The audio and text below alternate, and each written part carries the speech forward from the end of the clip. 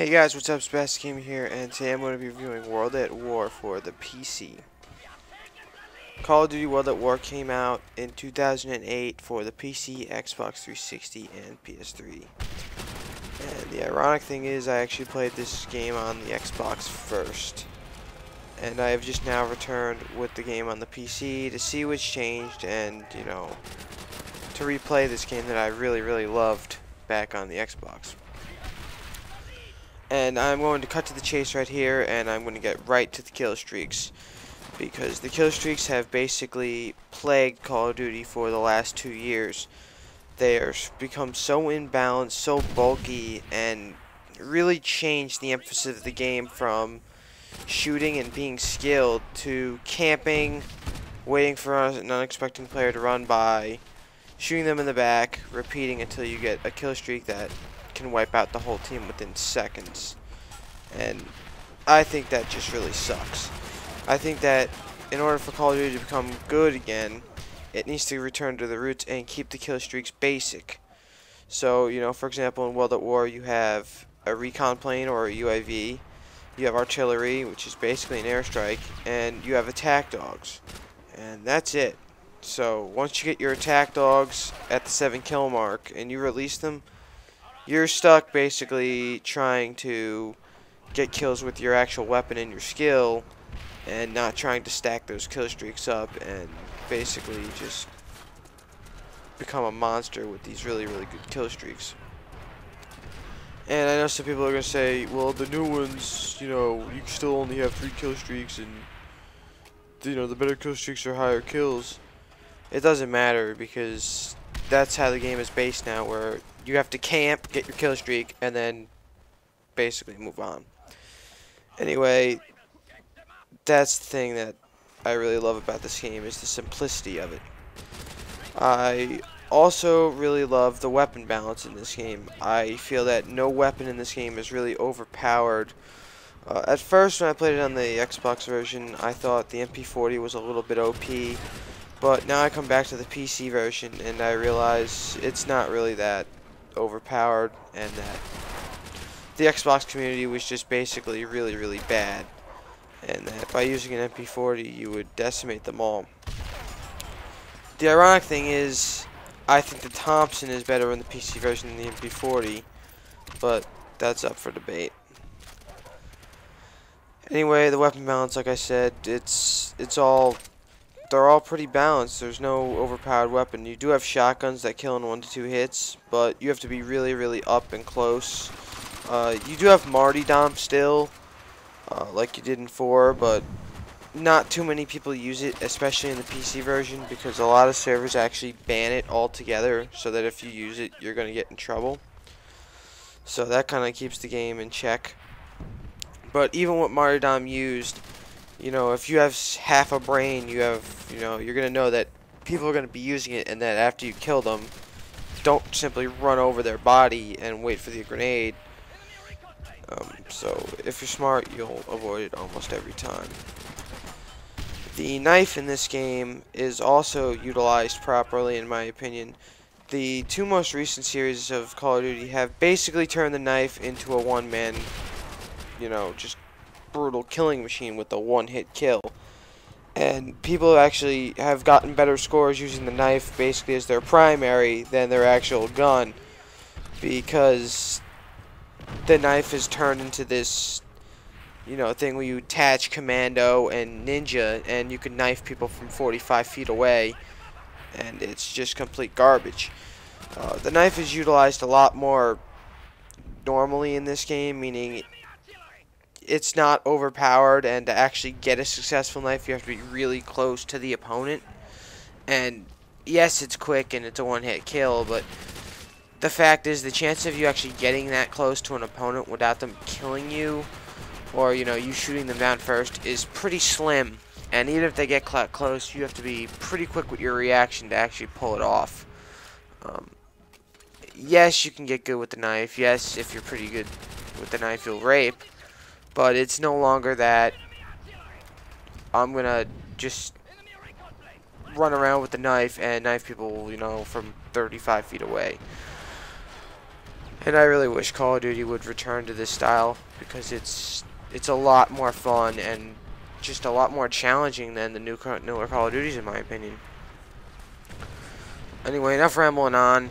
The graphics now. The graphics are just as good, if not better, than any other Call of Duty I've played. The shadows and shaders are phenomenal in this game, as well as the textures. The textures is just as high of a resolution as any Call of Duty, even Black Ops, which Black Ops, you're lucky if you can run the game on high because it is so poorly optimized. Anyway, the one thing I would complain about the graphics is the color palette they used. They used kind of this everything's kind of like a gray, washed out look to it. But I put some more thought into it, and you know, this is a World War II era, and a lot of games, you know, have this gritty type of, you know, World War II washed out look to them. So in the end, I think it really helps kind of emphasize the era and the type of game this is, because this isn't, you know, a kiddie game. You know, this is a gritty, you know, war type game, so it's definitely represented pretty well here. Now to the sound. The sound in this game is pretty good, in my opinion. I like it. The only complaints I have are the submachine guns sound a little bit weak and not as powerful as they should. I like the voice acting, you know, of the narration when you you know, get a recon plane or anything, you know, whatever side you're on, whether it's Russian or German, it'll tell you, you know, they have a recon plane or you have one.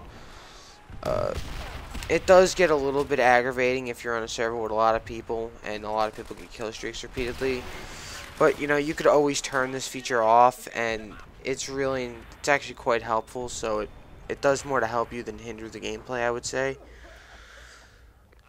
Other than that, there's really not much to say about the sound. It's pretty good. You know, the explosions are just crazy when an artillery strike is around you. It's almost ear-shattering. It's that awesome. I would definitely recommend using a headset or surround sound, though, to experience the sound, you know, to the best quality you can get. All right. I'm going to talk about the single player, even though I don't have any single player footage in this review. I focus more on multiplayer, so I'm going to do a quick little single player review.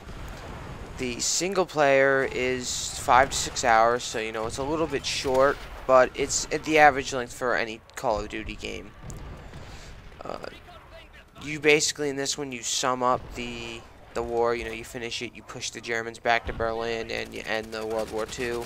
And on the American side, you basically push Japan back, and you go through all these, like, little islands in the Pacific, and it's really, really gritty, and just, it's awesome. I'm not gonna lie, it's just really awesome. And then, you know, if this isn't enough, if the multiplayer and single player aren't enough, there's a Nazi zombie mode where it's almost like a zombie survival mode where you are locked into a house and you can play cooperatively with up to 3 other people, and basically you have to just try to fend off the zombies for as long as possible. You can buy weapons, you can open other routes and try to defend other portions while you're bunkered up in this area, and the goal is to just see how high you can get, not really to beat a set level. And it's really fun. I highly recommend playing that one day if you can get a few friends. Overall, Call of Duty World at War is just a phenomenal game. It has a great single player, a pretty good multiplayer. It's got dedicated servers. It's basically everything you would want in a Call of Duty game. There's no overpowered kill streaks. Certain weapons you might think are overpowered at first, but the fact is anybody can be skilled with any weapon in this game, and skill plays a larger role than the weapons. The Nazi zombie mode is really, really fun for cooperative, just little screw around time. And the graphics and sound are really, really good, if not the best graphics in Call of Duty I have seen. even running at a high or even running on high settings and, you know, at a medium like resolution, you're going to be able to play this game on even a mediocre system. My system personally, it never dropped below the high 30s, even when a lot of things were going on maxed out. It sometimes would drop to, you know, 38, 39. But for the most part, I was running right around 65 or 70. And the game never drops to a point for me where I think that, oh my god, I'm lagging, this is unplayable. Alright, so if you're in the, you know, market for a new Call of Duty game and you haven't picked up World at War yet, I believe it's like 20 bucks now. There's still quite a few servers running. There's not as many, obviously, as there once were, but if you haven't checked out this game, I highly recommend you do so. Call of Duty World at War gets a 9 out of 10. Thanks for watching.